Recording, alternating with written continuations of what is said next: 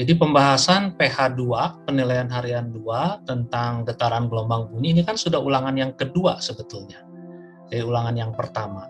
Jadi tujuannya ini adalah persiapan PTS dan persiapan rem test, tapi kalau banyak berarti saya akan retest bagian ini.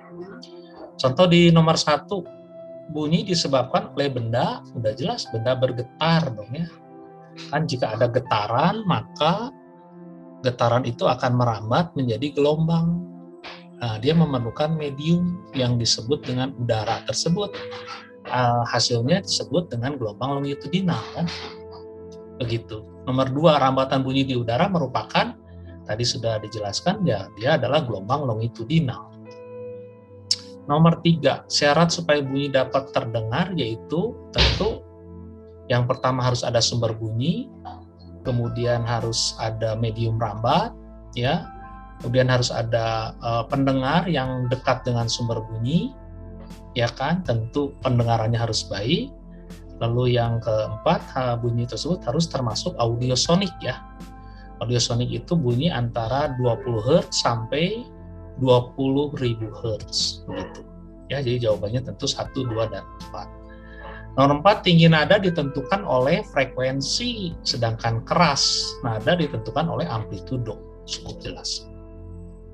Interval dengan perbandingan frekuensi 2:3 disebut dengan, ini dilihat saja di handout, kan ada tuh yang 5, 4, 3, 2, 1, jadi Queen ya.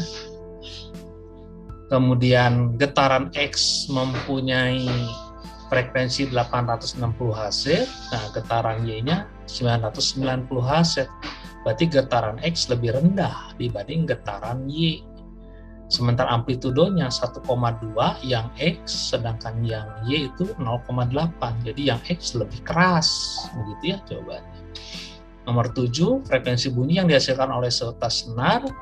Nah, kamu menggunakan hukum Marsen di mana F sama dengan 1/L akar F, ya kan? Per rho dikali dengan A, betul ya? Jadi di sini kelihatan jelas jawabannya adalah 1 dan 2. Nomor 8, kembali lagi ini masalah hukum Marsen bahwa frekuensi itu dia sebanding dengan 1 per panjangnya, betul ya? Jadi kalau kamu tulis di sini F2/F1 berarti sama dengan L1/L2 begitu. Nah, jadi F satunya berapa itu? 600 kan? Ya. L1-nya berapa? Ini ada kan 80 di situ. 80, ininya 50. Cara ngitungnya ini aja ke sini dikali 12. 50 kali 12 600, berarti ini harus kali 12 tentunya ya. 80 kali 12 960. Dan frekuensi nada yang dihasilkan oleh dawai tergantung pada, nah ini balik lagi yang tadi kan, yang hukum Marsen tadi ya. Betul ya? Jadi jawabannya sudah cukup jelas. Kemudian nomor 10, nah ini tegangan dengan frekuensi. Kalau frekuensi itu dia sebanding dengan akar tegangan. Begitu ya. Jadi kamu tinggal tulis di sini F2/F1 sama dengan akar F2/F1. Begitu aja. Nah, jadi F2 yang ditanya, kan F1-nya ada di situ berapa? 1.200 ya, 1.200. Lalu dia akar, nah tegangan pertamanya kan berarti ini. Ya kan? Yang mau jadi 5.000 kan, F2-nya kan 5.000. 5.000 per berapa itu? 3.200. Tinggal kamu sederhanakan saja, ini kan dibagi berapa jadinya? 25 kan, betul ya? Ini 16 ya, diakarkan kan jadi 5 sama 4 sama dengan 1.200, itunya F2 gitu ya. Nah, ini kan kali 300. 4 kali 300 1.200, ini sama juga harus dikali 300 kan, kalau perbandingan tuh begitu. Jadi 1.500. Nomor 11, hubungan antara frekuensi nada yang dihasilkan dawai dengan panjang tegangan, ya sudah jelas tadi ya, hukum Marsen. Nah, ini tangga nada. Nada itu apa? Bunyi yang frekuensinya teratur. Di sini udah ada perbandingannya. Jadi kalau nada itu 440, jadi ini kan dikali 11 gitu.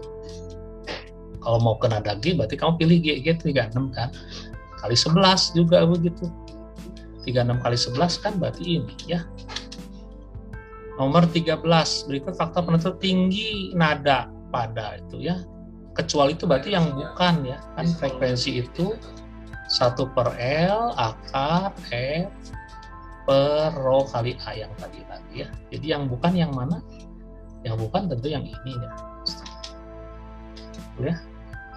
Kemudian sebuah benda bergetar di antara dua titik. Jadi kalau dia bergetar bentuknya ayunan seperti itu, berarti jarak ini yang dikasih tahu 28. Amplitudenya yang mana? Amplitudo itu kan harus yang dari titik simpangan terjauh terhadap titik seimbang yang di sini ya amplitudenya. Gitu kan? Ini betul berarti amplitudo. Lalu dia katanya melewati titik seimbang kan dia sekali. Nah, itu kan 2 kali sebanyak 100 kali. Nah, satu getaran itu kan bolak-balik begitu. Berarti kalau 100 kali berarti 50 getaran. Betul ya. Nah, 50 getaran waktunya 25 detik. Berarti periodenya benar dong. Ya, benar semua. Nomor 15, benda M. Nah, ini ditali begini. Karena periodenya tuh dulu waktu di lab tergantung dari apa? 2pi akar panjang tali per G. Begitu ya. Jadi kalau talinya panjang berarti periodenya besar.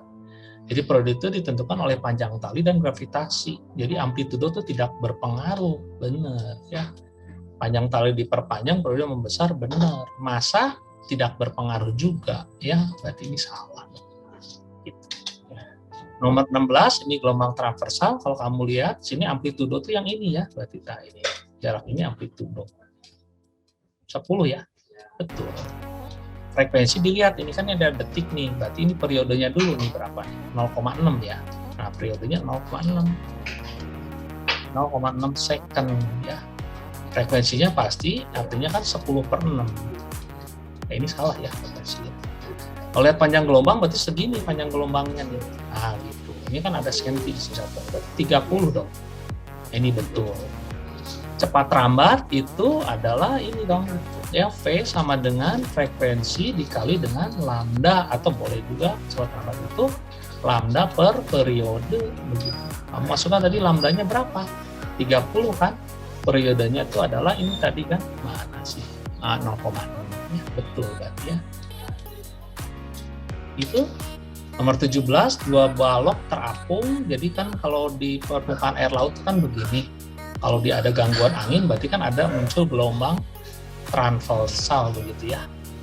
Nah, salah satu baloknya itu ada di puncak. Jadi ada di sini dong. Kemudian di antara kedua balok terdapat 2 bukit gelombang, 1, 2. Nah, salah satunya dia berada di dasar gelombang, ada di sini kan gitu. Jadi dari sini kan 1 lambda, 2 lambda, begitu kan? 1 lambda, 2 lambda setengah, berarti 2,5 dong. 2,5 lambda itu sama dengan berapa? 100. Berarti lambdanya sama dengan 100 dikali 2 per 5 dong ya, kan dibalikin ya. Nah, berarti dia kan 240 cm. Yang ditanya adalah cepat rambat. Ya, cepat rambat itu kan V sama dengan frekuensi dikali lambda ya. Tetap tuh frekuensinya ada di sini 4 dikali dengan 40 ya 160. Nomor 18, jarak antara rapatan regangan. Jadi ini rapatan ya, regangan itu kan 1 lambda berarti. Rapatan regangan ya kan 2 lambda. Rapatan lagi misalnya. Regangan lagi gitu aja kalau gelombang longitudinal ya. Kita lihat pusat rapatan. Di sini kan pusat rapatan tuh tengah-tengahnya. Pusat regangan di sini. Berarti ini jarak ini adalah setengah dong. Setengah lambda ya, sama dengan berapa itu? 50. Berarti lambdanya adalah ini ya, 50 betul ya. Lambdanya adalah 100 ya. Jadi kalau nanya frekuensi adalah cepat rambat dibagi dengan lambda, ya kan? Jadi 300 per 100 atau 3. Gitu anak-anak. Nomor 19, sebuah tulisan memiliki frekuensi 25, periodenya berarti periode menggampang kan 1 per frekuensi ya. Jadi 1 per 25 ya second. Berarti ini dong ya. Betul ya, kali 4 ya.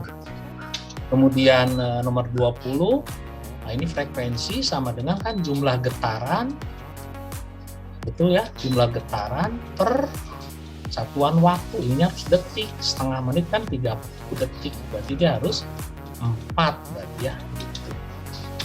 Dan 21, nah ini membandingkan periode, berarti kan periode TX dibanding dengan periode TY dibanding dengan periode TZ. Periode itu kan tadi udah belajar, 1 per Fx ya kan, dibanding 1 per Fy dibanding 1 per Fz. Begitu ya anak-anak. Jadi ikutin aja ceritanya di sini. Kan frekuensi getaran X 4 kali Y, berarti kan Fx sama dengan 4 Fy. Berarti kamu bisa ganti ini dengan 1 per 4 Fy. Begitu. 1 per Fy. Oke.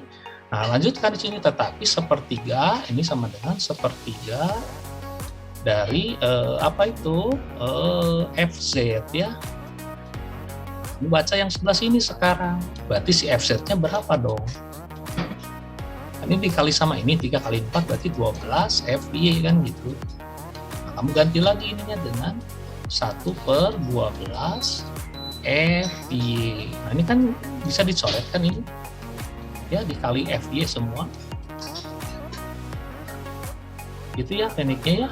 Jadi tinggal 1/4 banding 1 banding 1 per 12. Kamu kali aja 12 boleh ya. 1/4 kali 12, 1 kali 12, 1/12 kali 12, tentu ini. Tuh ya, 22 benda bergetar berarti diulang lagi, bergerak bolak-balik tentu ya, melalui titik seimbang. Kemudian 23, periode satu getaran adalah waktu untuk melakukan satu getaran. Kemudian 24, jika dalam 4 detik dibuat 12.832 getaran, bilangan getar itu berarti kan frekuensi ya, artinya ya. Tinggal ini dibagi dengan 4. Kemudian 25, periode getaran A itu lebih besar dari periode getaran B. Artinya kan frekuensinya kan lebih kecil. Gitu aja. Berarti betul dong ini, amplitudenya nggak ada hubungannya ya ini. Gerakan getaran lebih cepat, iya dong, frekuensi besar dong, berarti dia lebih cepat ya. Begitu anak-anak pembahasan PH2 tentang getaran gelombang.